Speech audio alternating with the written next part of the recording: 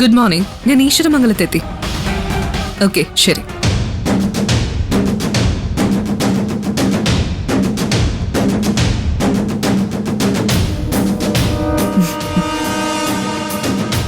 ഈശ്വരമംഗലത്തെ മുറ്റത്ത് പോലീസുകാരിക്ക് എന്താ കാര്യമെന്നാണല്ലോ അമ്മയുടെ മുഖത്ത്. ഒരു കാര്യമുണ്ട്, അതുകൊണ്ട് തന്നെ വരേണ്ടി വന്നത്. എന്താ മാഡം കാര്യം? ഞാൻ ഗൗതമിനെ വിളിച്ചത്. ഒന്ന് വന്നോട്ടെ. ഗൗതം കൂടി കേൾക്കേണ്ട കാര്യോ? വരൂ മാഡം, നമുക്ക് അകത്തോട്ടിരിക്കാം.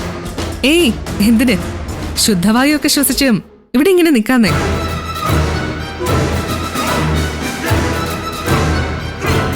എന്ത് പറ്റി? ഇത്ര രാവിലെ ഒരു മുന്നറിയിപ്പില്ലാതെ? ജീവിതത്തിൽ ഒരു പ്രശ്നം ഉണ്ടായാൽ, പ്രത്യേകിച്ചും തൊട്ടടുത്ത് പോലീസില് ഒട്ടും ചെറുതല്ലാത്തൊരു പൊസിഷനിലിരിക്കുന്ന ഫ്രണ്ട് ഉള്ളപ്പോ ആ ഫ്രണ്ടിനെ വിവരം അറിയിക്കാതിരിക്കുന്നത് വളരെ മോശമല്ലേ ഗൗതം?